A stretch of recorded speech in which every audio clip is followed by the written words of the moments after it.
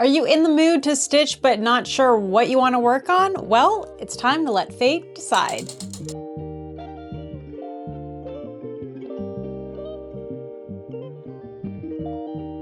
Hey everyone, I'm Jackie from Adam Hart Cross Stitch, and today's video is going to be a Stitch With Me video. I'm going to pull out a project to work on and just take you all along with me while I get some stitching done.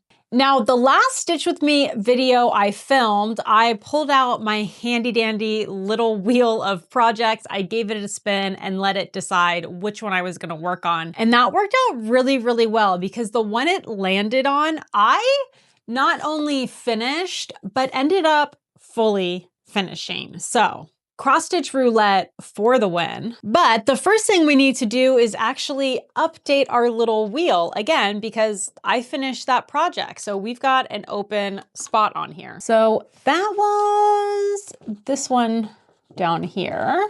And I'm just kind of trying to take a look at what I have there and see if anything's missing. I'm not sure that anything is. I'm sure something is, but in the blank space, I'm just going to make it dealer's choice where I get to choose. Yes, I have bad handwriting, and yes, it's also hard writing on this like this, but there we go. All right, so without further ado, let's go ahead and spin the wheel so we can start stitching.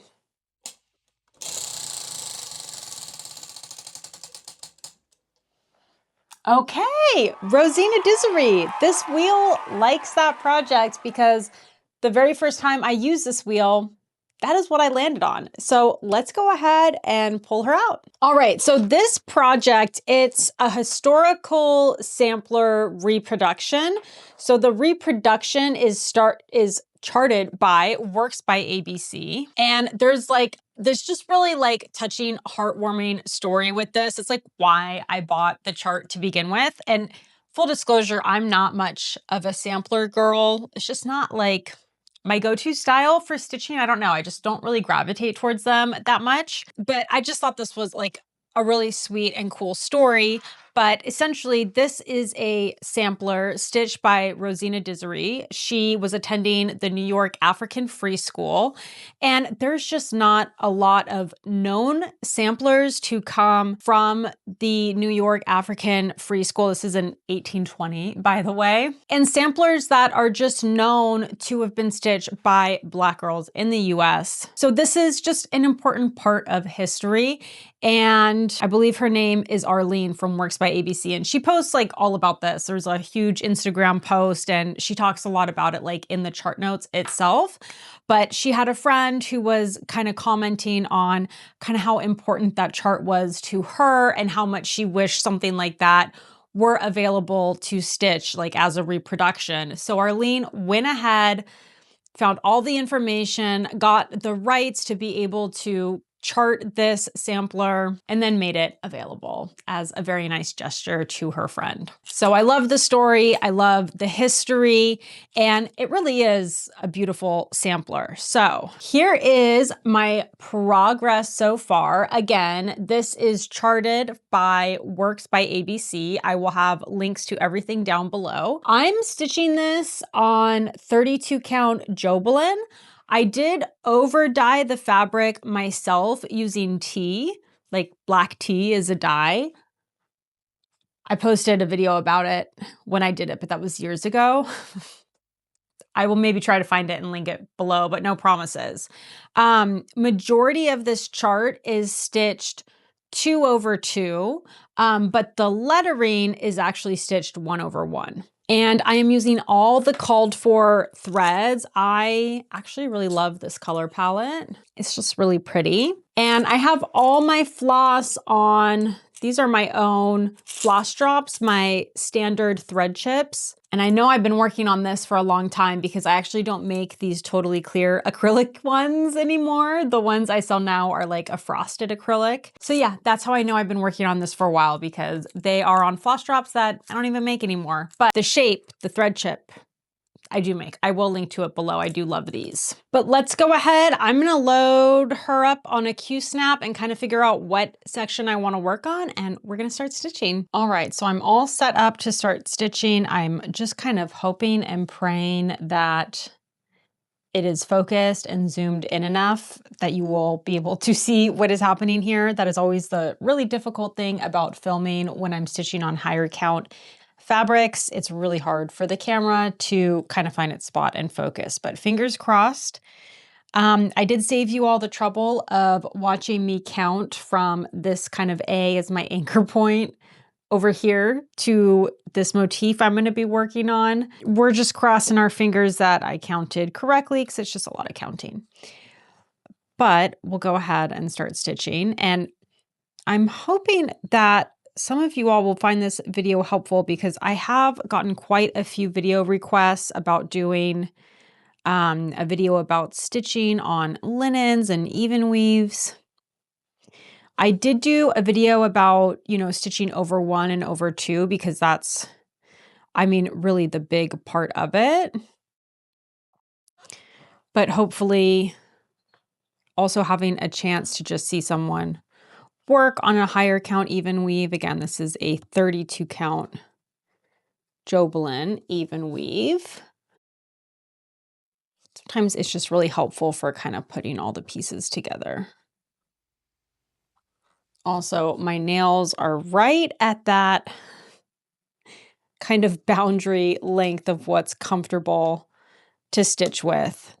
But the last time I went in to see my nail girl, I had completely destroyed my nails. Like I was popping the gels off, chewing the cuticles. It was really bad. So we had to put some fake ones on there. And because we were doing fake nails, I'm like, might as well make them long and have some fun with it.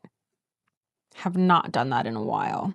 Right, and I am working off of a paper pattern. I bought the pattern electronically, but then printed it out and I've been marking it off. Why I never uploaded it to my tablet, I have no idea. It's too long ago to remember. But it's not that giant of a pattern, so maybe that's why.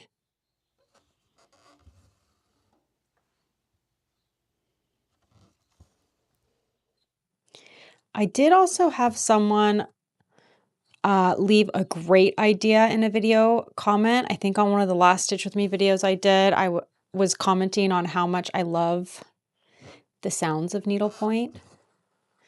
Like this one, you can kind of hear the squeak. I don't know if you can hear that when the needle gets pulled through. And someone was saying how they love like ASMR style cross stitch videos, but that they're pretty uncommon and not easy to find. And I love that idea. So I do think I will eventually get to filming a Stitch With Me video where it's no talking, no music, but all the sounds of the needle and thread coming through the fabric. I'll probably have to spend a little bit of time though testing with my microphone and figuring out how best to get that set up, but I do love that idea.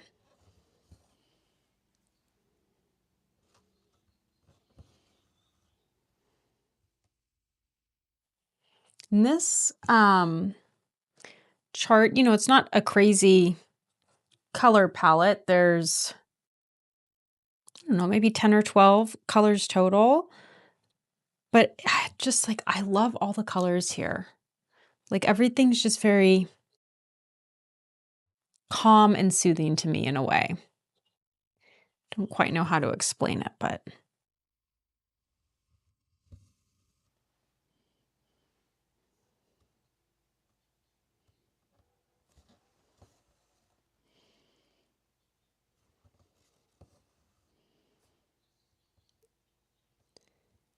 So patterns like this, where there's a lot of like motifs, and then there'll be like a lot of open fabric around them. A lot of times I just find them easiest to start in the middle and kind of work your way out from there. But now I'm at that point where I started this one in the middle and then worked my way down. But now I'm back. I finished everything below.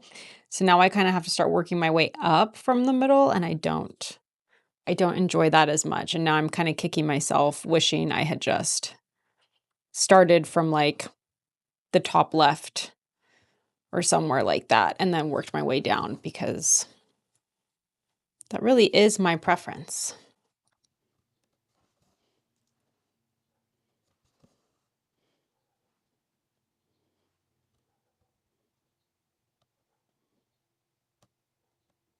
So in this section, I'm stitching over 2.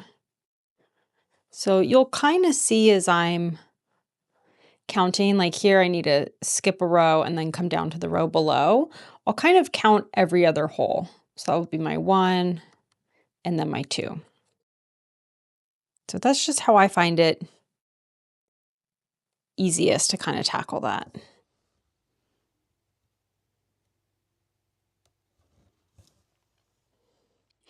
And yes, this will remain open. I don't like carrying my threads around large areas of fabric that if they're not going to be stitched over eventually. But one little stitch, I'll live with it. I think it's going to be okay. And again, as I'm making my stitches, I'm stitching over 2. So it's really just a matter of kind of, I just think of it as like every other hole.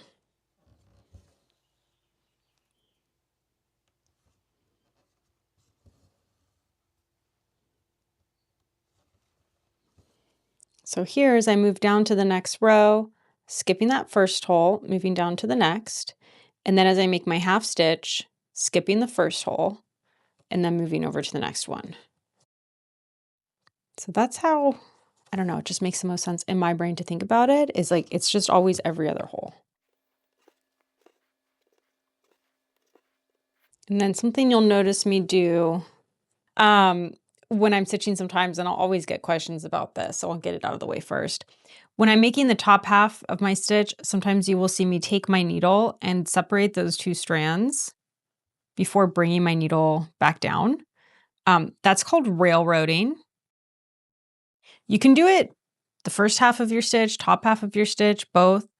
It's just kind of a way to help your stitch lay flat. So here, kind of your threads will start twisting up on each other. And so when you railroad like that, you're just kind of separating them and it just helps them lay nice and flat.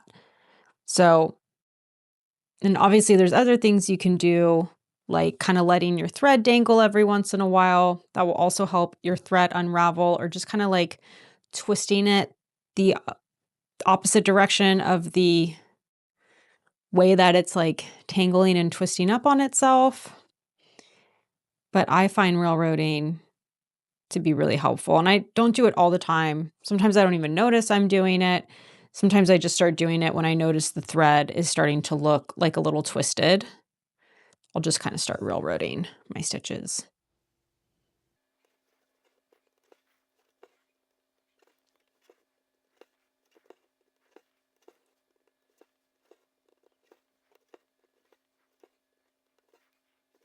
All right, so I've got one little more section of this color right here.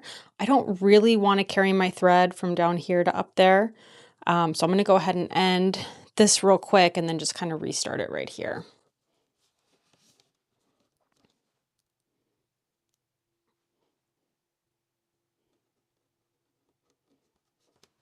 I also had someone recently leave a comment on a video. They were letting me know they had a lot of trouble trying to like run their needle under existing stitches along the back to anchor their threads. Like it is a little bit normal, but it also probably means your tension's a little too tight. And tension's just one of those things. It just takes time to kind of like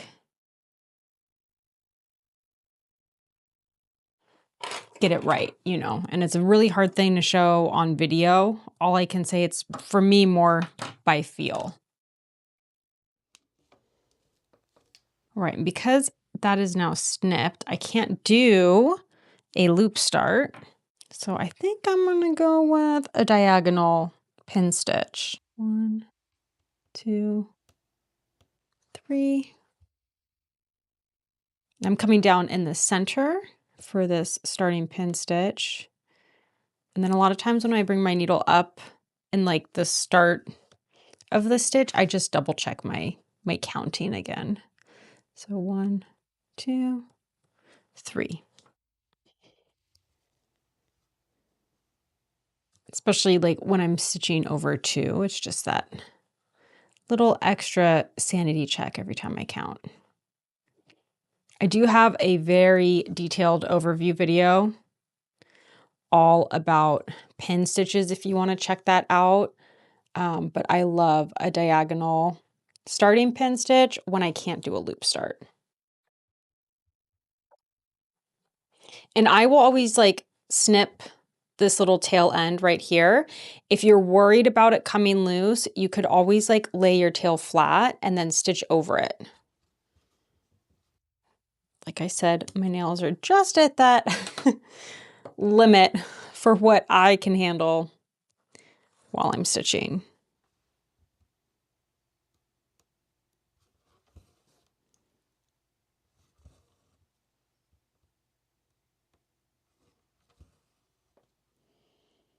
I really do feel like a lot of the like cross stitchers and floss tubers I see who do a lot of online content, I feel like majority of what I see people stitching is samplers. And so sometimes I feel a little bit lonely because it is very rare for me to kind of gravitate towards a sampler style cross stitch. But I would love to know kind of what your favorite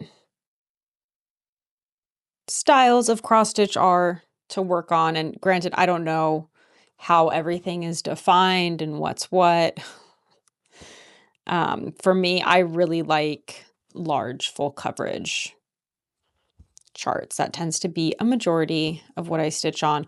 I'm a sucker for landscapes. I'm a sucker for florals.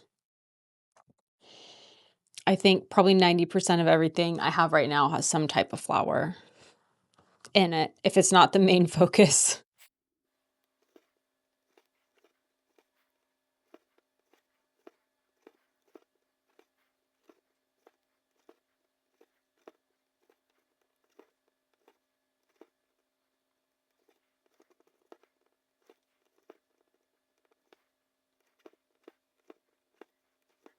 So once again, I'm just going to flip to the back.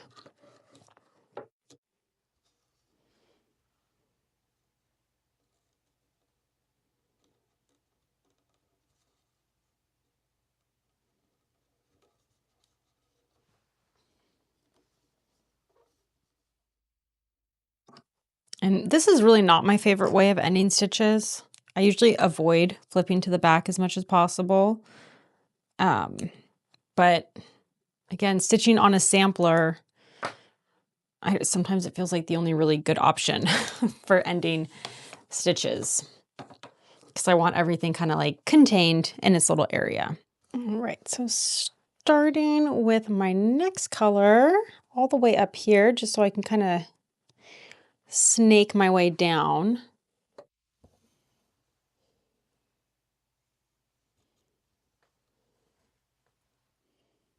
It's a new piece of floss, so I get to do a loop start, which is the best.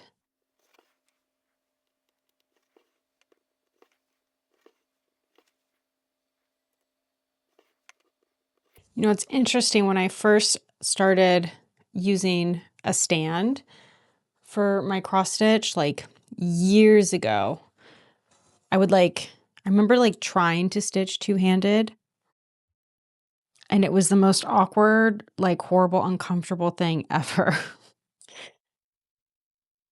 And I was like, I'm not even gonna like consider doing that again. Like that was not fun. And then I don't know what happened. Like I kind of took a bit of a break from stitching. And then recently, like just in the past 2 months, and I've started stitching a lot more again. And it just really clicked. Like I found myself like naturally stitching two-handed. So it's been very interesting. And now I love it. Now I'm like, I can't believe I used to take my hand and like go from the front, leave my needle there, bring my hand back around the back, like pull it through. It feels so unnatural now to do that.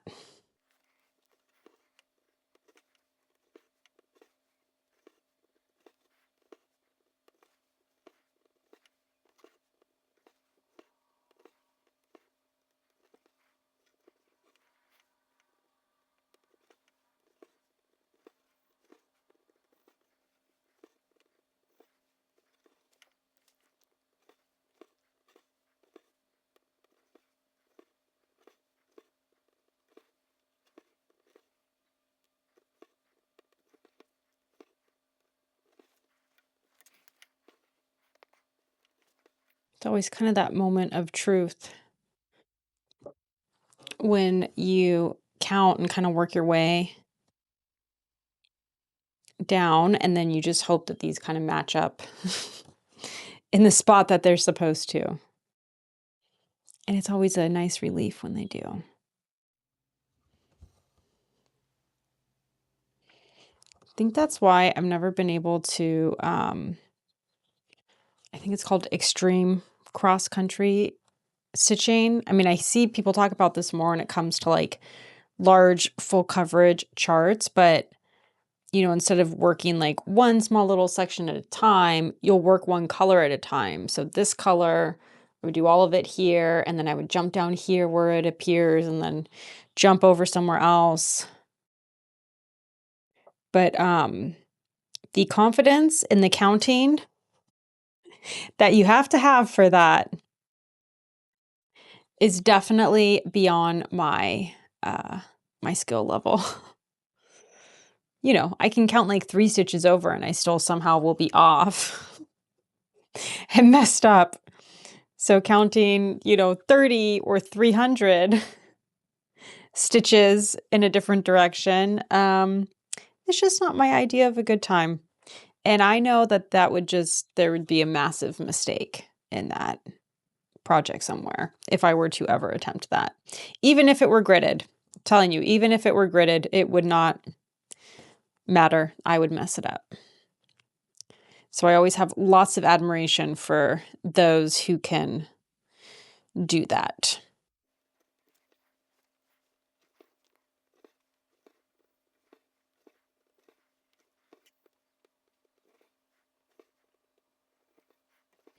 I have to remember every once in a while to like look at the camera and make sure I'm not blocking everything I'm doing with my hand.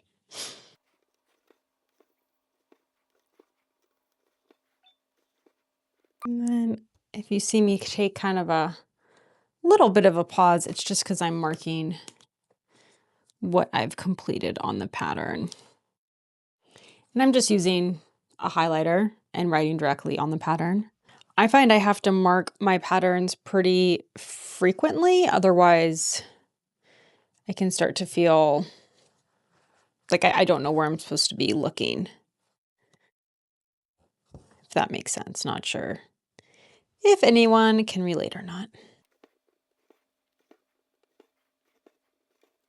And I also want to mention, I very purposely do not show you guys the pattern while I'm stitching. I will show an image to let you know what I'm working on, but I very purposely do not show the pattern. And I know that bums some people out because it's like easier to follow along, but that's like super duper against the copyright laws, regulations, who knows? But yeah, that pattern is protected, and it's maybe something to keep in mind. And I've made this mistake before, and sometimes I do it without even realizing it, but you really should not be showing the pattern itself in your pictures, your videos, anything.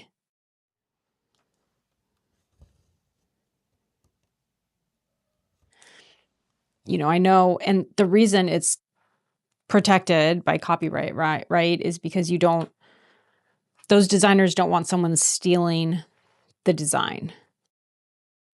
Now, do I think it's likely that anyone's going to be doing that? No. But there's also like some designers are really particular about it and will voice over and over again, like, please stop showing the pattern in videos or in your pictures on Instagram or wherever because, I don't want people stealing it. And then people just still continue to do it. So, long story short, do I think it's very likely that someone's gonna really steal the stitches and steal the pattern? No. But am I gonna be respectful and mindful of that and make an effort to not actually show the patterns on my videos? Yes. The exception to that rule is if I have permission from that cross stitch designer or company to show the pattern, or if it's one I made. And that's typically the only reason why I'm ever designing a pattern is just so I can teach something because it's hard to teach without showing it.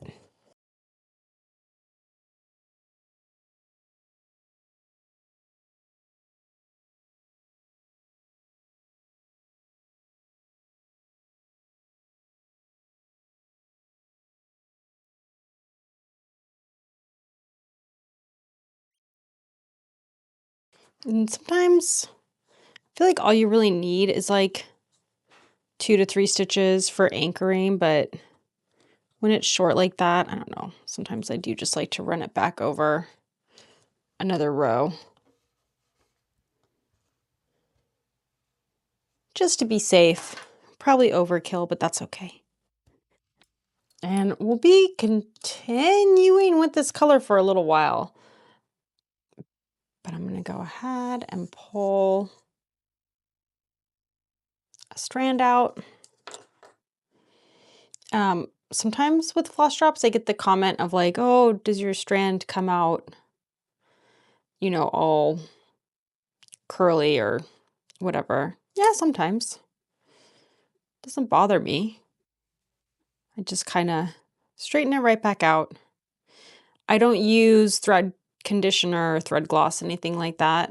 I feel like a lot of them are made out of beeswax, which I have an allergy to. So, it's not gonna, I'm not allergic to bee stings. I'm actually just allergic to the wax. And it wouldn't kill me or anything, but it would maybe make me rashy. So,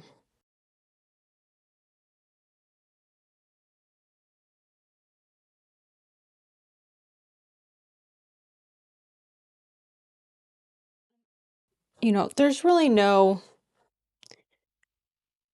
rhyme or reason for the style of how I like to do my stitching. You can kind of tell I like to kind of work across in rows and then work my way down. Doesn't matter if the row's short, only a stitch or 2 or 3. That's just how I like to do it. I know my mom, she also cross stitches and she'll do a whole section just in the half stitch and then come all the way back up to finish the top legs. That's fine too. I really don't think there's a right or a wrong way. Just do what you like.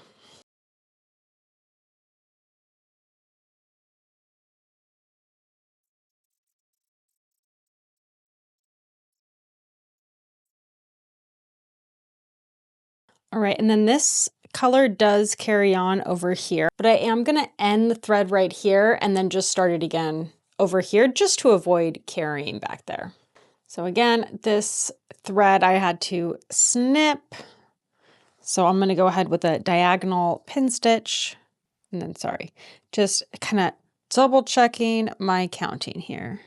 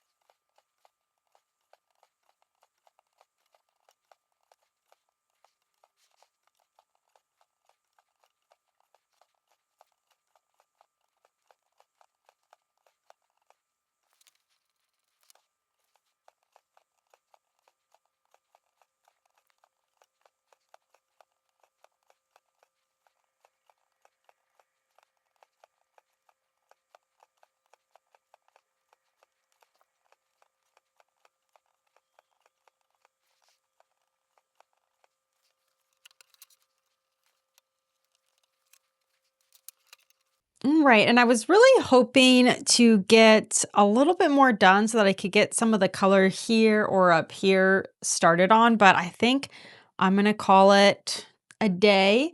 I, of course, forgot to look at the clock when I started, so I have no idea how long I've been stitching for, but I'm pretty sure this was at least probably an hour, which is crazy because it doesn't even look like all that much. But anyways, thanks for stitching with me. If you have any questions about stitching on even weave or linen like this or stitching over two, please do feel free to let me know in the comments. Thank you all so much for watching. I hope you enjoyed hanging out and stitching with me today. If you like this video, want to help support my channel, see more content like this in the future, please do all the good things like, comment, and subscribe. Thank you again so much for watching and hanging out with me. And until next time, happy stitching.